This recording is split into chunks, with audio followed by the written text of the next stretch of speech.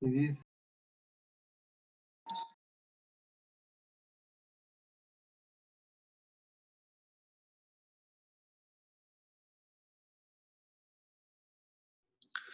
Continuando, entonces nosotros estamos hablando de de estos circuitos que se están generando a nivel del sistema nervioso. Y comprender dichos circuitos nos han hecho aplicar la medicación necesaria. Quiere decir, yo puedo utilizar drogas estimulantes para el sistema nervioso que me permitan la liberación de distintos neurotransmisores, por ejemplo, los antidepresivos. Si no conociera este tipo de circuitos con sinapsis excitadoras que logran excitación y con sinapsis inhibidoras, no podría tratar la depresión, no podría tratar a pacientes que tengan grados de psicosis, esquizofrenia, que generan un tipo de acción compulsiva o reaccionaria.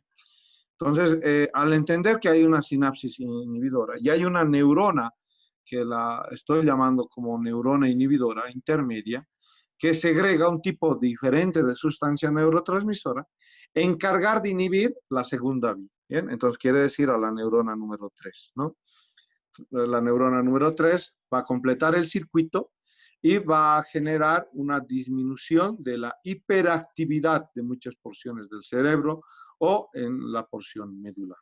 Necesitamos estos circuitos ¿para qué? Para poder dormir, para poder descansar. Mucho de lo que representa el sueño es una inhibición del sistema reticular, ¿recuerdan? El sistema reticular de sueño-vigilia.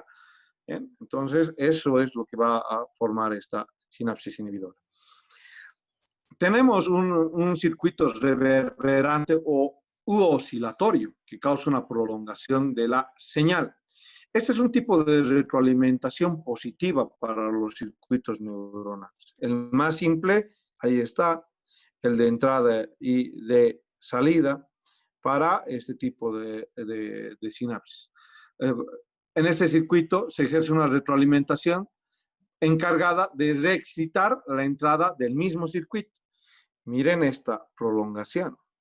Entonces, miren, uno le voy a colocar, dos le voy a colocar. Ahí está los dos axones en su sinapsis, en la sinapsis que tiene que existir entre dos neuronas. Lo que hace para prolongar la señal, una prolongación de la señal, es que muchos circuitos tienen prolongaciones de los axones que van a generar una segunda estimulación. ¿Bien? Ahí está ¿por qué? Porque yo estoy despolarizado. Aquí esta segunda neurona está despolarizada. Y esa neurona lo que va a hacer es excitar la entrada del mismo circuito. Esta neuronita se está reexcitando a sí misma. ¿Eh? No necesita a nadie. Bueno, necesitaba obviamente al principio la primera excitación de la primera neurona. La segunda, no una vez que ya tenga la excitación, ya tiene ese mecanismo de entrada de circuito, fácilmente lo que va a hacer es liberar neurotransmisores en ese circuito de reexcitarse a sí misma. A eso se llama circuito reverberante u oscilatorio. Existen muchos de estos circuitos, ese es el ejemplo más grande. Ahora tenemos a través de células intermedias o de neuronas intermedias, también la misma característica de circuito reverberante u oscilatorio. Bien, ahí está algo más complejo a través de la sinapsis de facilitación y obviamente las características de estimulación o excitación directa. Tenemos otro circuito un poco más complejo que representa al circuito reverberante de más creciente complejidad. ¿Ya? Entonces, lo que uno puede hacer es, estos parecen las líneas de Comteco, las líneas de Elphick en la cancha, ¿no? Pero ahí están, se entiende que estos circuitos son un poquito más ordenados, incluso que esos que estoy hablando, esas líneas telefónicas que tienen más o menos esta organización. Esos circuitos reverberantes lo que están haciendo es de estimularse a sí mismos. dentro de las emisiones de señales para estos circuitos reverberantes, existen señales continuas para transmitir la información. Un circuito reverberante que no alcance un grado de fatiga suficiente como para detener la reverberación, o sea, la reexcitación con los siguientes impulsos continuos, lo va a hacer hasta que se agote la energía. Entonces va a incrementar estos circuitos reverberantes una y otra vez, hasta que ya el individuo no tenga ATP. Una vez que disminuya las concentraciones de ATP, entonces van a disminuir las características de excitación. ¿En qué situaciones puede haber esto? Cuando están leyendo, cuando hay características de estímulos que van a incrementar, bueno, a los que les apasiona leer también, ¿no? Algunos que no les apasiona leer, la lectura les causa sueño, ¿no? Entonces, a lo contrario, mi ejemplo para esas personas. Pero estoy hablando con un estudiante de medicina que la lectura va a generar una entrada excitadora y va a elevar mucho la señal de salida, ¿no? Entonces, dentro de estos conceptos, la estimulación creciente de las distintas señales que pueda tener el circuito reverberante va a formar un circuito de señales rítmicas. Otro ejemplo, el de las señales respiratorias, ¿no? Que van a nacer en el bulbo o en la médula oblongada y en la parte de la protuberancia, la parte inferior de la protuberancia. Y estas señales se mantienen de por vida, ¿no? Entonces, el individuo hasta el día de su muerte va a tener estas señales rítmicas. Una señal respiratoria es una señal rítmica que va a causar los movimientos respiratorios de manera continua. Y cuando se estimula el cuerpo carotídeo, cuando, por ejemplo, existe disminución de oxígeno, gracias a estas señales, lo que va a haber por el estímulo de la médula oblongada, ustedes ya saben, los núcleos respiratorios a nivel de la médula oblongada, va a ser incrementar la frecuencia respiratoria, la frecuencia y la amplitud de dicha señal, ¿no? Estas señales rítmicas están constantes, son un tipo de información que está emitiéndose para generar un potencial de acción. Bien, ahí está alguien más que va a entrar a la sala, no sé por qué tan tarde. El concepto que va a detener a toda esta información, ¿qué va a hacer? ¿Qué va a terminar su viernes o su quinta feria? Ah, su mamá, pues, ¿no? El permiso de la mamá, solo hasta las 12 de la noche, hasta la 1 de la mañana. A algunos ni les importa el permiso de la mamá, ¿no? Pero ahí está el ejemplo más generalizado. Solamente hay permiso hasta las 2 de la mañana, 1 de la mañana. Y la característica de estos circuitos es que tienen que presentar o van a presentar algo que se llama como fatiga. Si no existiera la fatiga de los diferentes receptores, no se estabilizaría el sistema nervioso. Imaginémonos a un epiléptico. ¿Quién no ha visto alguna vez un epiléptico? A ver, vamos a ir viendo quién me va a decir. Ya vamos a dar una de estas clases para el examen final. Voy a tener que dejar todo lo que he propuesto en torno a los exámenes orales, en torno a activar cámaras, ¿no? Lo voy a dejar para un sistema de el examen final. Gladys Hinojosa, TV audio. Buenas tardes, doctor. Buenas tardes. Dígame, ¿cómo cree? ¿Ha visto alguna vez a un epiléptico? ¿Ha visto algún video de algún epiléptico? Creo que sí, doctor. Ya. ¿Cómo lo ha visto? Descríbanos qué es lo que ha visto del epiléptico. Ya va a llegar a semiología, o ojo, al siguiente semestre ya le toca semiología. Vaya haciendo una descripción. ¿Cómo lo describiría el epiléptico? ¿Qué ha presentado? Convulsiones. Ya. pérdida del conocimiento Ya. y tiene sensaciones anormales. Sí, hay el aura, por ejemplo, el aura del epiléptico es una sensación antes de que le venga la crisis epiléptica, el presiente, a eso se debe referir. Hay relajación de esfínteres, el paciente puede orinarse, puede defecarse posteriormente a una crisis epiléptica. Desorientación es otro de los síntomas que también puede tener. Hasta ahí, Gladys, gracias. Esto es lo que tienen que empezar a hacer, la descripción semiológica de un paciente con signos y síntomas de todas las dolencias, lo van a ir aprendiendo. Entonces, en el caso del epiléptico, si el sistema nervioso no parara de generar una excitación, tuviera una excitación continua, se estaría como el epiléptico. Los periodos de excitación en el epiléptico son más frecuentes. ¿Por qué cesa la crisis epiléptica? ¿Por qué se detiene? ¿Por qué solo dura 5 a 1 minuto aproximadamente, entre 30 segundos a 1 minuto, generalmente una crisis epiléptica? ¿Por qué? ¿Por qué es que el periodo de excitación se detiene? Por este concepto que se llama fatiga. Si no entiendo el concepto de fatiga, no voy a poder entender cómo tratar pues, a un epiléptico. La fatiga de la sinapsis de los diferentes circuitos obedece a la carga de energía que tenga dicho circuito.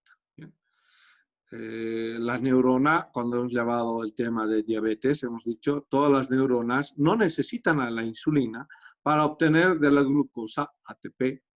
Entonces, las características de que estos circuitos lleguen al uso excesivo de los circuitos de despolarización, entonces va a generar, neutralizar la sensibilidad, va a descender la sensibilidad. Entonces, cuando quiera venir otro potencial de acción, ya no va a tener justamente, no va a poder lograr ese periodo de umbral, no va a poder llegar a los menos 45 milivoltios esa neurona. ¿Por qué? Porque necesita descansar. Toda neurona, bajo un principio de fatiga, necesita producir un descanso. Acá va en relación a la neurona con la vía refleja o con la función refleja de los músculos, por ejemplo. Ustedes no pueden cargar de manera constante 20 kilos en flexión en el antebrazo, ¿no? ¿Por qué? Porque en algún momento, lo mismo que la estructura nerviosa, la estructura muscular y nerviosa, al darle potenciales de acción, van a entrar en el concepto de fatiga. Y esa fatiga, al agotar las características de reservas energéticas, va a presentar disminución de la estimulación. Bien, vamos con el otro capítulo que es llamado como sensibilidad somática y organización general de las sensaciones táctiles.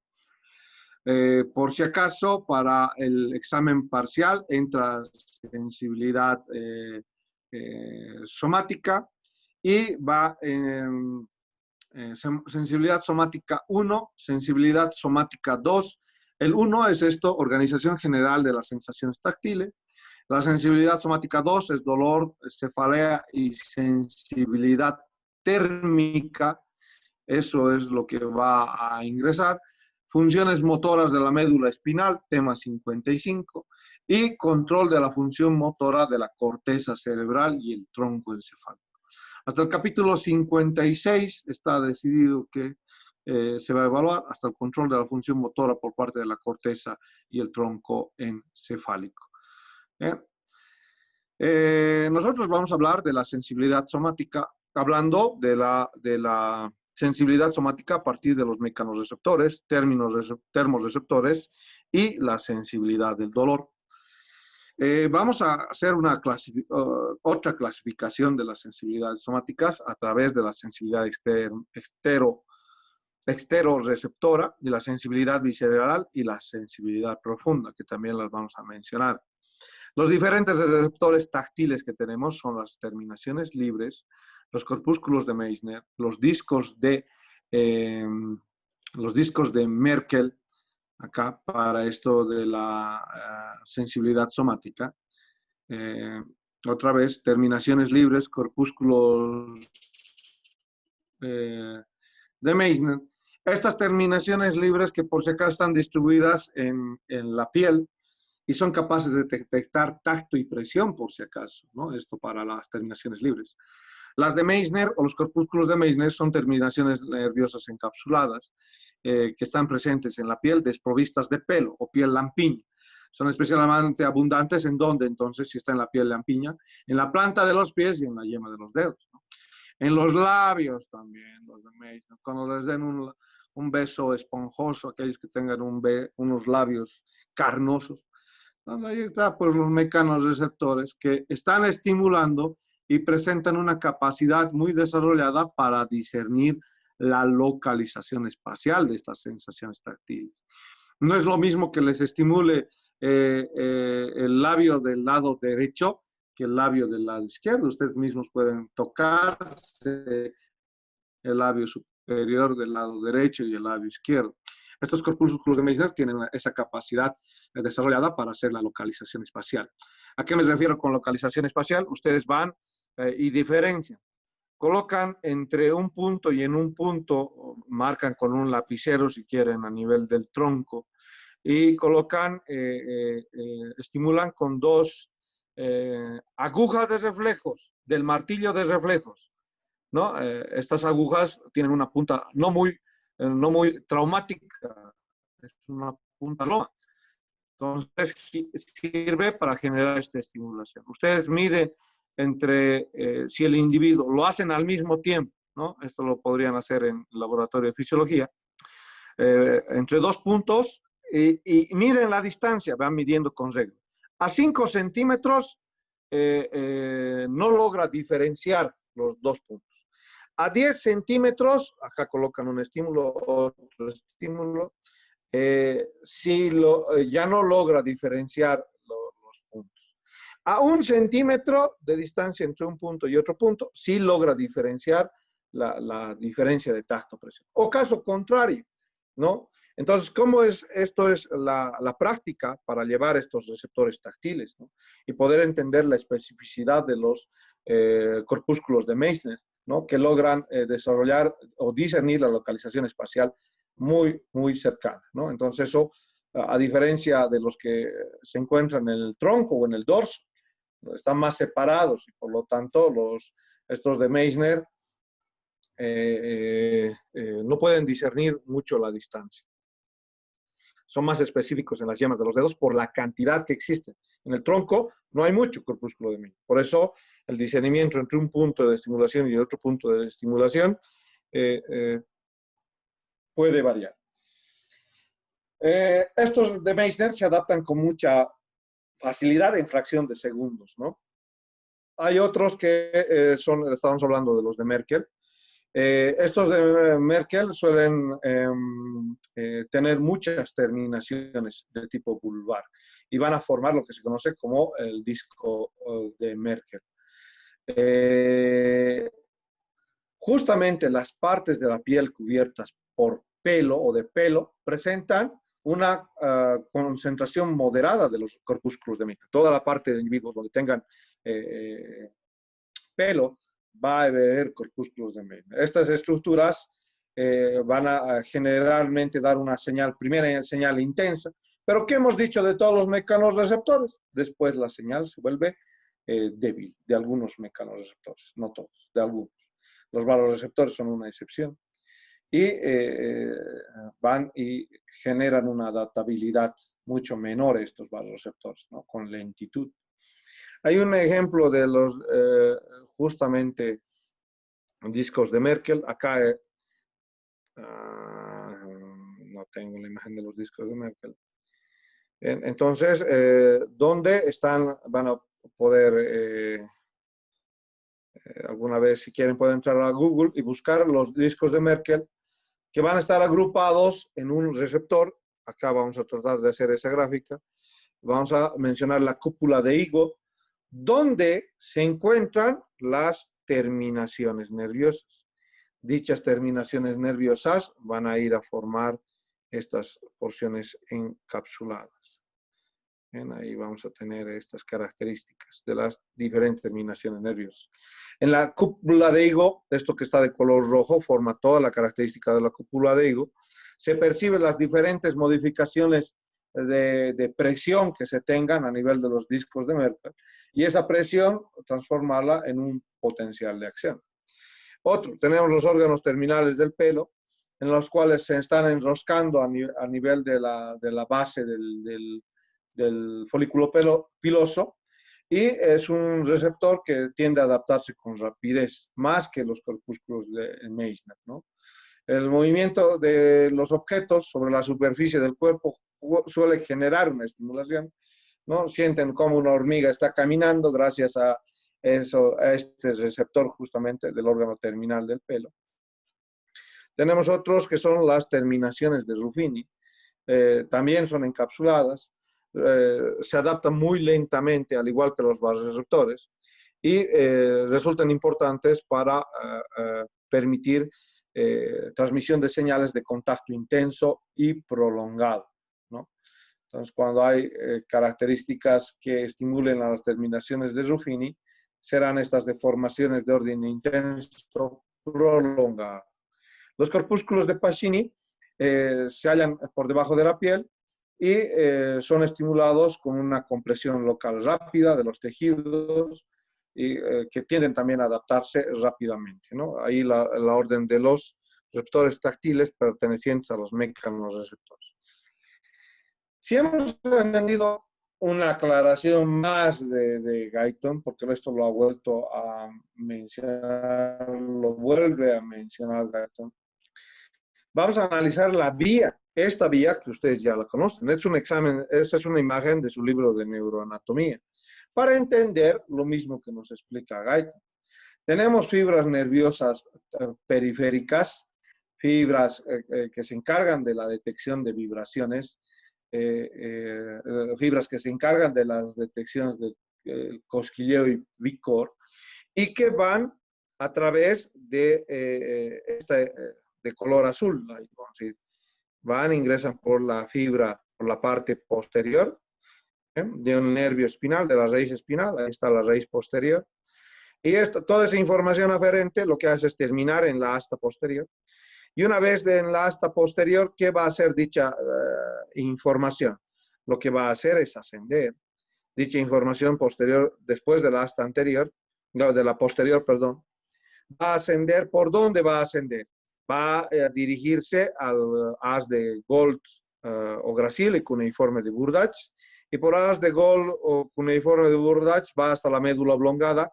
Esto de círculo azul es médula oblongada, y justo en médula oblongada permite el entrecruzamiento. Una vez que se da el entrecruzamiento entre las fibras de Gold y las de cuneiforme o Gracil, van a ir a formar a ambos lados, miren, se decursan las que vienen de un lado y se decursan las del otro, y van a ir a formar lo que se va a conocer como, este es la vía motora, por si acaso, ¿no? En esta imagen estoy tratando de explicarles cómo ocurre el decursamiento también en la parte de la médula oblongada, el decursamiento sensitivo, y asciende en una ejemplificación, esto para ejemplificar la parte sensitiva. Gold y Gracil, o Gold o Gracil y cuneiforme y Burdach se entrecruzan y forman esto que se llama el lemnisco medial. ¿Bien? El lemnisco medial. Entonces, la vía sensitiva para la transmisión de esto que es el cosquilleo, la vibración, las distintas señales periféricas, van a ascender en este sentido y van a formar la columna dorsal del lemnisco medial. ¿Bien? Un 80% va a ir por este camino y otro porcentaje va a ir por el haz espinotalámico anterolateral, ¿no? Van y se dirigen a centros superiores. ¿A dónde van a ir? Esa es la carretera. Y esto me enseña un poquito a organizar esa carretera. Acá está la vía espinotalámica anterior, acá está la columna dorsal. De la columna dorsal yo sé que acá está el haz de Gracil, que está el Gracil, y acá en la otra mitad está el cuneiforme. Esto es la porción dorsal. Entonces, los axones obviamente están llegando, ahí están las fibras sensitivas, van a llegar a la lámina marginal, van a llegar a estas porciones, a de la asta posterior. Todo lo que respecta a la asta posterior es la parte terminal de esto. ¿Recuerdan el núcleo gelatinoso de Ronaldo? ¿Recuerdan el núcleo propio del asta posterior? El núcleo intermedio del asta posterior. Esta laminación también me da la ubicación de esos núcleos. ¿Bien? Este es el núcleo marginal, el que se encuentra en la lámina 1, ¿no? Ahí está el núcleo marginal. A partir de estos núcleos, la información lo que va a hacer es salir y dirigirse a través de esta carretera de información, que es la columna dorsal, el haz de Golgi y el cuneiforme. Ascienden a centros superiores hasta la médula oblongada y se forma el lemnisco medio, compuesto por fibras mielínicas que van a transportar a una velocidad de 30 a 110 milímetros por segundo, ¿no? Esto que corresponde a las fibras del lemnisco medial, van a ir a transportar a una velocidad de 30 a 110 metros por segundo, no milímetros, metros por segundo. Mientras que el sistema anterolateral, este de la vía espinotalámica anterolateral, va a transportar a velocidades de 40 metros por segundo. No se olviden que, recuerdan los tipos de fibras que tenemos. Tenemos tautómeras, heterómeras, hecatómeras, las que van en un mismo sentido, las que van y decusan al lado contrario. Y de estas hecatómeras que decusan al lado contrario, vamos y van a terminar en esta vía espinotalámica lateral. ¿De qué tipo de información? De la misma, del cosquilleo, picor, el prurito, ¿no? Las vibraciones. Entonces, ese tipo de información está viajando por la vía espinotalámica y por el lemnisco medial. Entonces, esto lo que hace es agarrar la carretera de información y dirigirse a terminar a áreas específicas. Un poco para ser específicos, por el del lemnisco medial, para ser más específicos, ¿no? Las vibratorias, las de las posiciones de las articulaciones, las sensaciones de presión y tacto. Un poco más específico por el lado anterolateral, por eso lo voy a pintar de color rojo. El dolor, las sensaciones térmicas y las sensaciones sexuales. Entonces, y también las de cosquilleo y picor. Dolor, sexuales, cosquilleo, picor, térmicas. Las de la parte posterior, estas de color azul, para la parte dorsal, van a llevar tacto, vibración, movimientos en la piel, estos de los cambios posicionales de la articulación, ¿no? Eso es la información que para diferenciar. De azul, tacto, vibratorias, movimientos contra la piel, articulaciones. Esto, la anterolateral de color rojo, es la que está llevando dolor. Sensaciones térmicas, sensaciones sexuales. ¿Bien? Muy bien, conozco la carretera, lo mismo que nos hace recordar Guyton, la parte anatómica. Y voy y analizo, ahí está la carretera de información, ya va sea al dedo. ¿Esto dónde? Va a ir al engrosamiento, recuerda médula espinal. Hay un engrosamiento que se lo llama engrosamiento cervical, de color rojo, y hay otro engrosamiento que se lo llama engrosamiento lumbar. ¿Recuerdan? Médula espinal, neuroanatomía.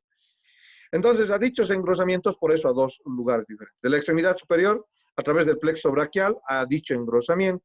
De la extremidad inferior al engrosamiento lumbar, lo voy a cambiar de color. Al engrosamiento lumbar, ahí está, el mismo, las características del mismo estímulo, el cosquilleo.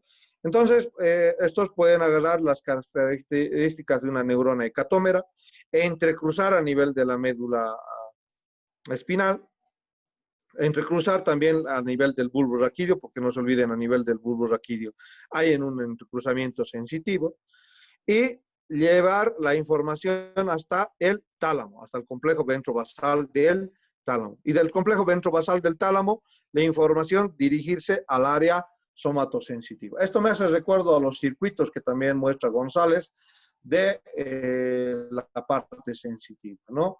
Va a ascender por médula oblongada, va por protuberancia, mesencéfalo. No se olviden que en mesencéfalo, esto que está de color lila, si quieren, se los aumento, es el hemisco medial. El hemisco medial se sigue organizando a diferentes niveles, a nivel de protuberancia, a nivel de mesencéfalo.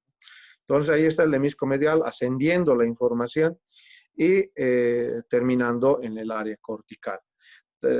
Encargándose de llevar la información, llevar a través de ese tipo de información e ir a terminar en diferentes áreas de la corteza somatosensitiva, de la circunvolución por central. Si es de la extremidad inferior, terminar cerca de la incisura interhemisférica. Si es del tronco, lateralmente a este. Si es de la extremidad superior, se va a hacer más lateralizado. Y si es de la cara, va cerca de la cisura central o de Silvio, ¿no? Esta es la cisura central o de Silvio. Entonces, los de la cara, los estímulos de la cara, van y terminan en una parte de la corteza del lóbulo parietal, cerca de la cisura central o de Silvio. Ahí están las características del hemisco medial y el fascículo espinotalámico, ¿no? Si les golpean la cara, entonces van a decir, ¡ah, qué dolor que viaja por mi fascículo espinotalámico y que está terminando en mi área somatosensitiva cerca de mi cisura de Silvio! ¡Qué dolor!, ¿no? Entonces, esa es la manera de expresarse. La corteza somatosensitiva está ejemplificada en esta imagen.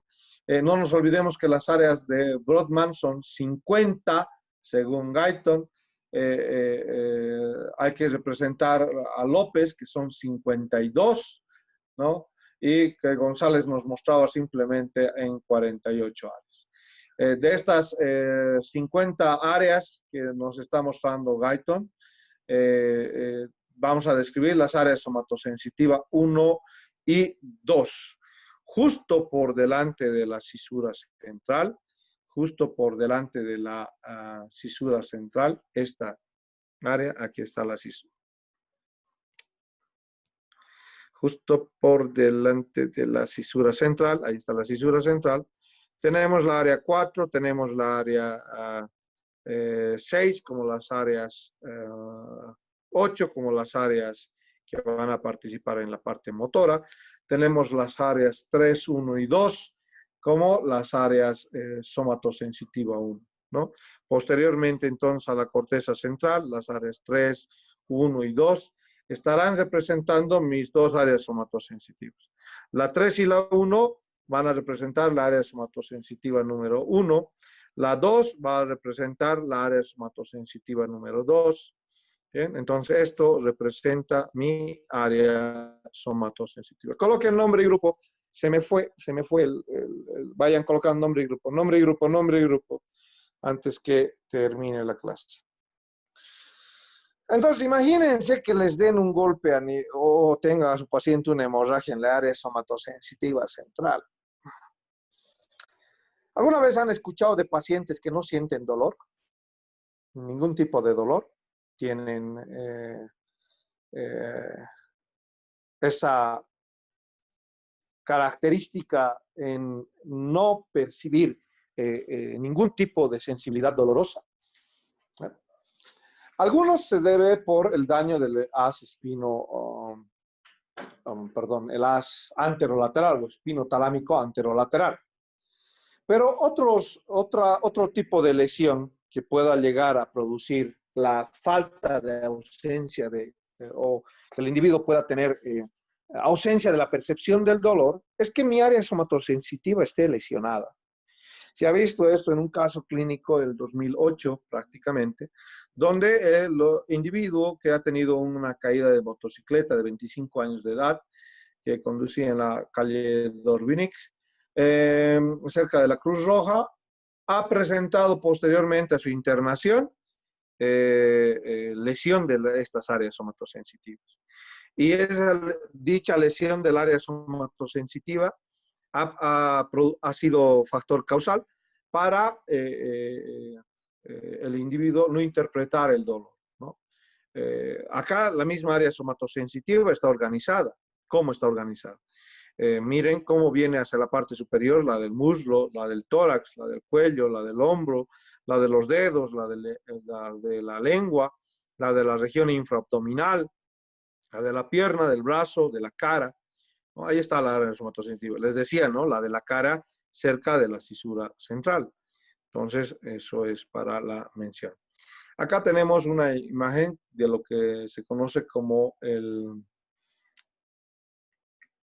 esta graficación. Esto es el homúnculo tomado de Ramundsen y Penfield, el homúnculo de Ramundsen y Penfield. Esta esquematización nos permite entender de dónde a dónde va la información. Hace un momento les decía, cerca de esto va a estar la región infraabdominal. Acá, miren, cerca en la porción interhemisférica. En la interhemisférica va a estar la de los genitales. Ahí está pie, está la parte de la pierna, cadera, tronco, antebrazo, la del dedo medio, la del pulgar, la del labio superior. Entonces ahí está la del labio superior, la de los labios, labio inferior, el diente, la mandíbula y las encías, ¿no? Entonces, esta ejemplificación me permite representar las regiones del cuerpo de la área o de la primera área somatosensitiva. Existe una organización celular en dicha área somatosensitiva.